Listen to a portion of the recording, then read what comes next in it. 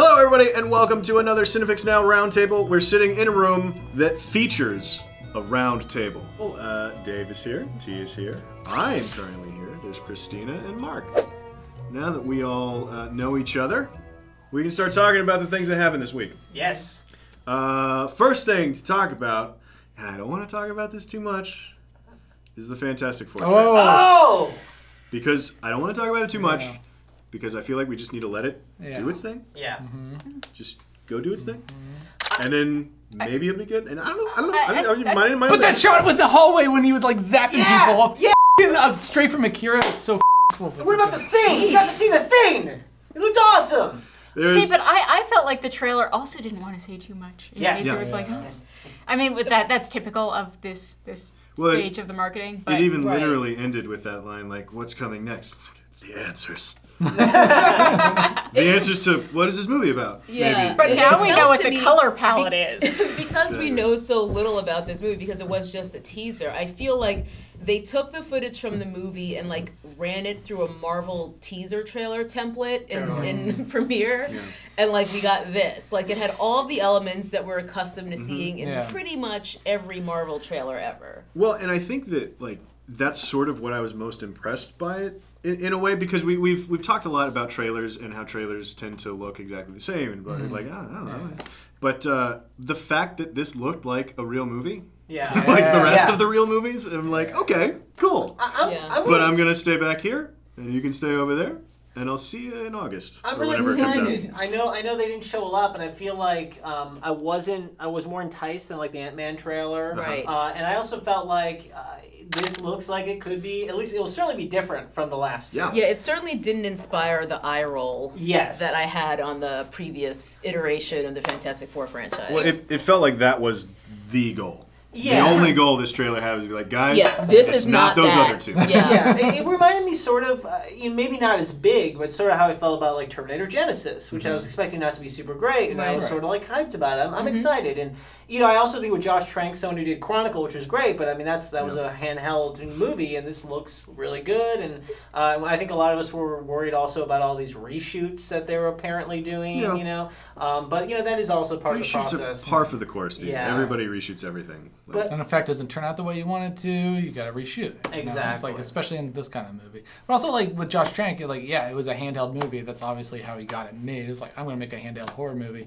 But very quickly in that movie, they do away with sort of like, they come up with excuses for why they get different cranes angles. And stuff. Yeah. Well, by the end of it, they were fighting on top of the space needle. Right. Like, flying around the space needle. So it's like, he's got a sense of scale. It was the best live action version of Akira that I will love. Totally, that's 100% right. I also love the fact that like Miles Teller is now sort of a legitimate star, after Whiplash, and he really carried that trailer. I mean, he was really the only one who spoke, other than the professor who did all the VO, and it looks cool. I'm actually really excited about it. It does look cool. It does look cool. It's taken on a more serious tone, like a dark tone, and like. And because there's part of me that is just kind of like, why does everything have to be so serious? Yeah. But then because of Batman. Because of Batman, but also in this case because the first two Fantastic Four movies were so cheeseball. They were like literally made of cheese. But I also think like the good thing is like in treating it with the weight that filmmakers are treating superhero movies these days, like it really speaks to just as a fan of the comics, it's like, oh, good, they're taking it seriously. Yeah. Like they're not. This is a camp movie for anybody who's never heard of it before. It's like, no, we're taking this seriously. This is a dramatic thing, right, guys? Right, fanboys? Well, the space mission looks like a space mission that we could legitimately launch for real in a few years. But that's interesting. Like it's not space though. They're transporting to another dimension. Oh, that's right. Yeah, according to the promo. But it still looks like NASA technology. Yeah, well, they're wearing the spacesuits and stuff. But I actually really like that idea. I think it's gonna be different. I think Doom is gonna be way cooler. Toby Kebbell is awesome. Yes. Last year, Kobo was one of my favorite characters in any movie. I mean, he was so good in Dawn of the Planet of the Apes, and it's cool because you get the feeling they cast him because Doom's probably gonna be Doom like the entire time. You're probably hardly gonna see his actual face. and because I think a lot of people, I think they kind of fell over the last one with the what's his name from Nip Tuck, who was constantly just having to show his face, and he was just chewing up the scenery, and he was just wrong for the role, and people love Dr. Doom, and I think it's gonna be awesome. It's an interesting cast. It's a filmmaker who's got at least one interesting movie under his belt. I mean, and the trailer looks like a real movie. Yeah. So, and then meanwhile, there were rumors that came out just last, or not rumors. It was Matthew Vaughn, I believe, last week or the week before, said that he'd seen it and then he really liked it. Yeah. But then there was another source from inside Fox that says, "Oh, the movie's a mess." And so whichever one you want to believe, I guess. But we'll see. But the trailer looks like a real movie in the meantime. Yeah. So I say let's just set it off to the side, forget about it until it comes out, and we can all be happy with it. Let's not put too much pressure on Fantastic Four. Except we're going to be back in here in 6 weeks with the next trailer. Oh, and we're going to be so excited. Yeah. Okay, well that's enough. Before Fantastic Four gets wind that we're talking about it, let's cut that off. The next big thing, and this is a huge thing for all of us in all of our childhoods, Lady Ghostbusters have been announced. The Ghostbustresses. Why's it got to be like that? Why can't it just be Ghostbusters? You're welcome, ladies. That was for you. We're all equal. Let me know how that works out for you. Well, that's the thing is that I follow a number of sort of lady-oriented sites on the internet, and a lot of them are getting they're the Jezebels, the Mary Sues, the sort of lady nerd pop culture. They make websites for women? For women, yeah, we can read now. In stark contrast to your welcome ladies comment. Today I learned. In regards to your heavy-handed, yet at least two people in the audience who are going to take it literally joke. I Two people in this room took it seriously. 3 if you count that guy. Yeah.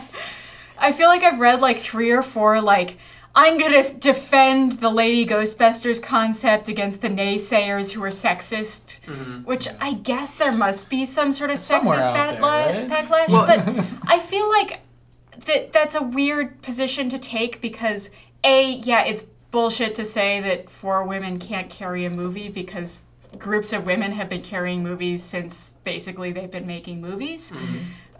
But I still do feel like Lady Ghostbusters is gimmicky. That doesn't mean it's going to be a bad movie. That doesn't actually affect my anticipation of how good or bad it's going to be. But it's a gimmick to take an all-male cast and make it an all-female cast with undefined why we're doing thisness to it. Well, I read the Jezebel article and they were directly responding to arguments that haven't been raised. And acting and then that's the thing. I was trying to remember if there was a link at the top to be in response to this douchebag. Generally, people are this is a really good idea because this group, Kristen Wiig, Melissa McCarthy. Kristen Wiig, Melissa McCarthy, Leslie Jones, and Kate McKinnon. At least Kristen Wiig and Melissa McCarthy, they're akin to Dan Aykroyd and with Paul Feig doing it, it's they're akin to them in the 80s, so this makes sense. If you're going to do a Ghostbusters, you want the comedians at that caliber that made the original one possible.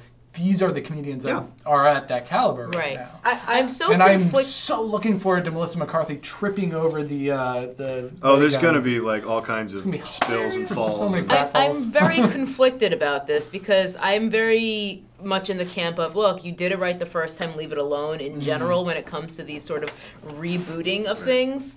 So Ernie Hudson, of course, one of the original Ghostbusters, raised the point, okay, so if it's all women now and the plot essentially has nothing to do with the preceding movies, why even call it Ghostbusters? Sort of an interesting point, but I'm well, what else do you call them? Because it's clearly the same thing.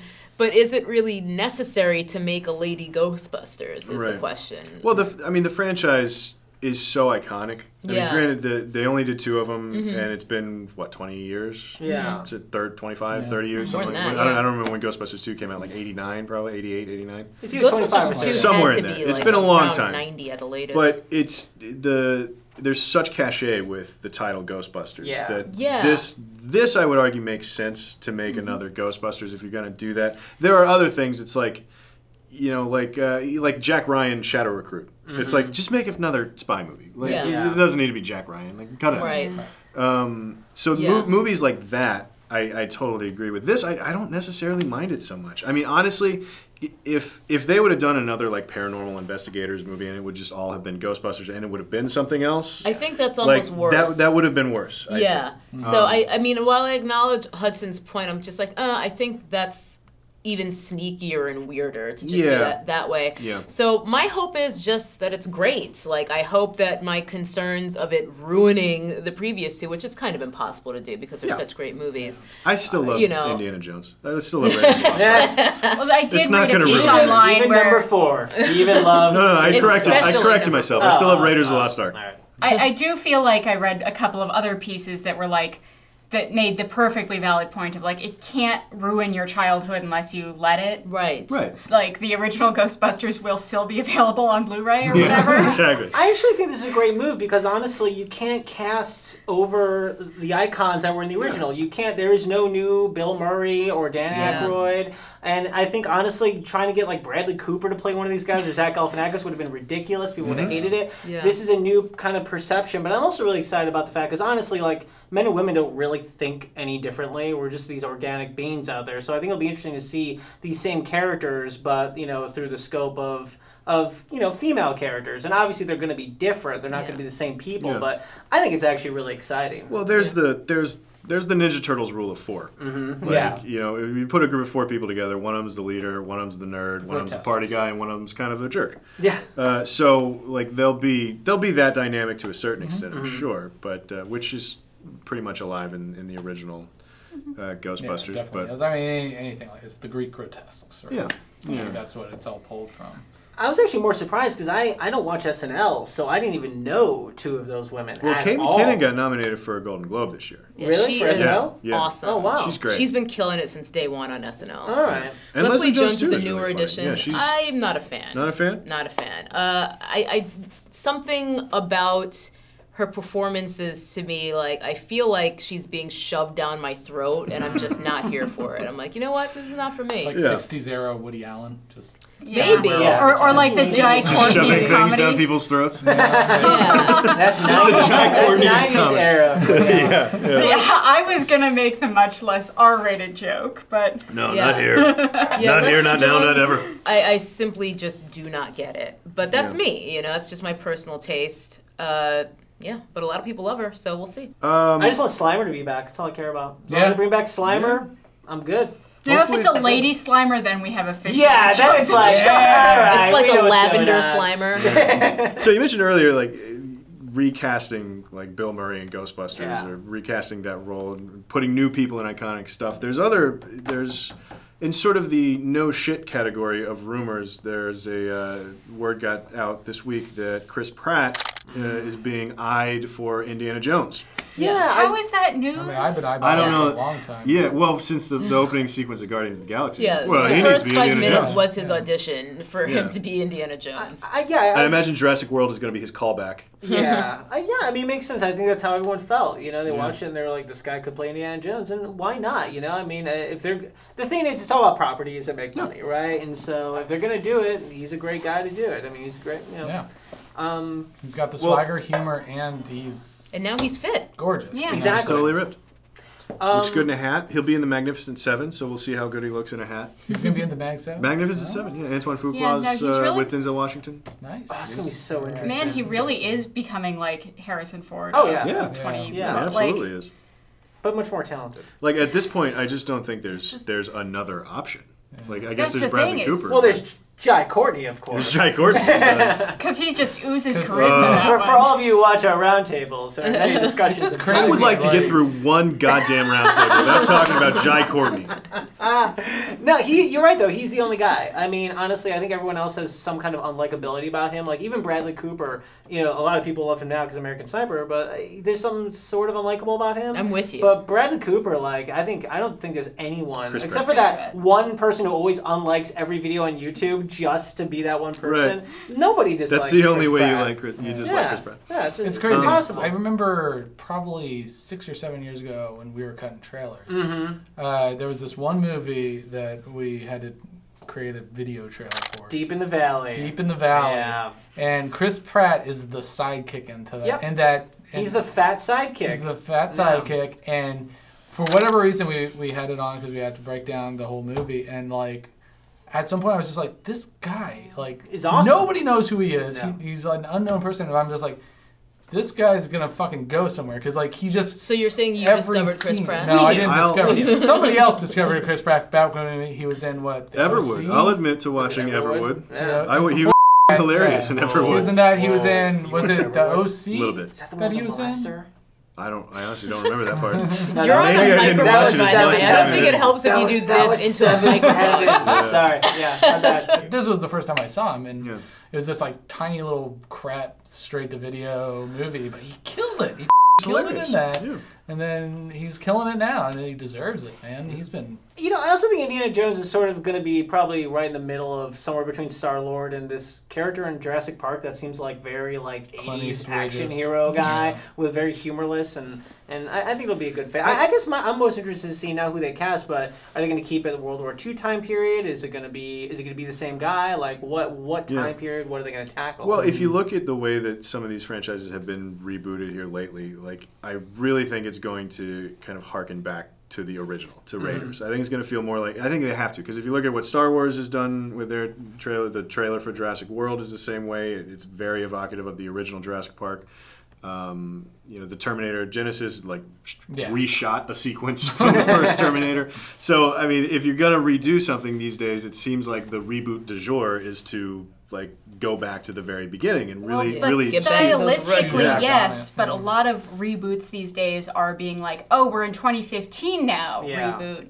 Yeah. Now, obviously, I think 2015 would be a really bad choice for Indiana Jones. I mean, if you're going to cast Chris Pratt as Indiana Jones, like actually Henry Jones Jr., like, it's going to have to be in the 30s. 30s. World War Yeah. II.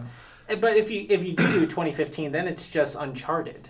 Which, by the way, Chris Pratt, you know, Should also be in Uncharted. Well, I they feel actually offered it to him, and he passed. At this point, if they are moving forward with an Indiana Jones reboot, I'm more interested in who's going to direct it. Yeah. Yeah. Because that's... Yeah.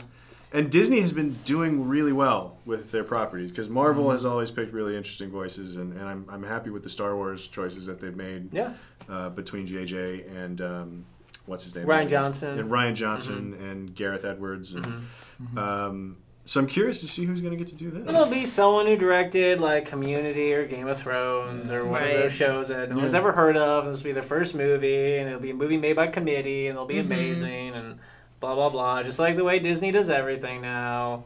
They'll do reshoots. They'll Yeah, all freak out. Whatever. It'll be great. They'll all look exactly the same. Can I mention something real quick? Absolutely. We're We're clearly winding down, so you can mention anything you want at this I'm point. just gonna go for it. I was a little sad that Joss Whedon basically said he's not gonna do Infinity War Part 1 and 2. I'm not. Yeah. I'm okay with that. You good for the? I mean, it's Not- probably gonna be the Russo brothers. Not that there's anything wrong with Joss Whedon. Yeah. It's if the man was worn out, like after doing the first one, Yeah. and then he's doing the second. Like, just step away. Like if you're Well, I'm excited. you're running on empty, because Jackson Brown. Get yourself out of there. I'm excited the fact that he's not doing it just because I want to see what Joss Whedon does next. Yeah, That's like, my point. I feel like Having him that... tied into this Marvel franchise, yeah, it's awesome that we get the Avengers done by Joss Whedon, but I want to see him get on to something else. I wanted to see what else comes out of his mind. Maybe Firefly 2 or something like that, you know? Maybe he'll go Starring back to Chris another Pratt. property he's already done. I think it's because I want like Joss Whedon to be the biggest money making director of all time. I think Yeah. that's it. Because if he did all 4 Avengers movies, he'd pretty much be at the top of that mountain. Oh, Like because every one makes over $1 billion. Yeah. And I've been a fan of his for a very long time. I hope at least he has some part in writing it, or at least conceptualizing the story. No, you 'Cause know, he's the man. He's in the brain trust. Well, there's Yeah. there's That's not gonna already change. story documents for that, I'm sure, you know. So Yeah, it's true. I mean, if they put release dates to those movies, like they know what's going to happen. Yeah. So oh shoot, we gotta start an outline, guys. we'll figure it out in 2018. Don't worry about it. And also David Tennant's going to be Purple Man, on AKA Jessica Jones. Yeah, I just want to put that out there Yeah. because he's the Doctor. Purple I Man have to bring that up. is insane. He's bad. He's a bad insane. man. Yeah, he's got purple children. Who is Purple Man, dude? Well, I'll tell you. Clint, thanks for asking. Purple Man is a villain from the Marvel Universe. He was, first off, he was a Daredevil villain, and basically he is a freak who has these pheromones that allow him to basically have mind control over people, the power of suggestion. Though some people's powers are so strong that it doesn't work against them, like Dr. Doom, for instance. But if basically he ends up torturing Jessica Jones for a long period of time, and there's a lot of really bizarre ways. Yeah, it's a lot of like emotional and physical and sexual abuse, and he's just the worst guy. Yeah, she's basically his sex slave. Yeah. But then on top of that, like, he also makes her watch while he has other women as his sex slave. This is all in the comics? Yeah. He's like a super rapist, and he has like a bunch of like purple rape children. It's like it's messed up. It's bad. Real messed up. And I'm really interested to see because David Tennant almost always plays a hero for the most part, and so it'll be really interesting to see him play that role. Not in Harry Potter. Not in Harry Potter. He was twitchy Barty Crouch for like he was going on like that's the thing. He was so hardly in that movie. But Barty Crouch, he had the little. See, I don't count that. That's like Robert Pattinson. You don't count Harry Potter? No, because he's in such a small role in that. Look, I love Harry Potter, but he was a doctor for like what? He was 2 or 3 in like seasons. 3 minutes of Harry Potter and like 1,700 hours of Doctor Who. Yeah, he was in 3 seasons of Doctor Who. He was in 2 seasons of which is 1,700 hours. Nah. I just don't think that you can throw out an entire film franchise the way that you just did. Fair enough. Sorry, David Tennant. I love your work and. Whatever Harry Potter. Whatever movie. else. Barty Crouch Jr. Goblet of Fire. Goblet of Fire. That was a good one. Sky Courtney. No! Yeah! You son of a bitch. Son of a bitch. Yeah! We already did Jai listen. Courtney, yo! Had we gotten to this point in the round table and not brought up Jai Courtney and then that happened, I would have been furious. Yeah. But it's just kind of funny. We made it there like 3 times already, so we're good. Welcome to the Jai Courtney Roundtable. Today we're going to talk about Jack Reacher. We're going to talk about A Good Day to Die Hard. We're going to talk about Divergent. And we're also going to talk about I, Frankenstein. All this and more in the Jai Courtney Roundtable. We should just do a Malkovich, Jai Courtney Roundtable. Yeah. I bet we could get him to come in. Or all you say. Let's do it. Let's do it. We're going to try. Captain Boomerang. All right, well, I got John Wick questions. He's not in it. Is it not in John Wick? No, How do you not. How do you manage John Wick? Today we talked to Jai Courtney about John Wick. CineFix now. Okay, well, I gotta go find Jai Courtney's agent's phone number. So that'll do it for this week on our roundtable. Click like and subscribe, and let us know in the comments down below what you think of all this stuff, Jai Courtney and otherwise. And come back next time for more movie news on CineFix Now. Bye, everybody. Fine, though, also, right? vote on Robot Wars. Yes. Yeah, vote for Tars. Vote for Bishop. No, vote for Tars. For freedom. That's Tars. He's a Marine. He fights Vote for with your freedom. conscience. I don't know what that Bishop means. is a corporately. All right, that's probably good enough.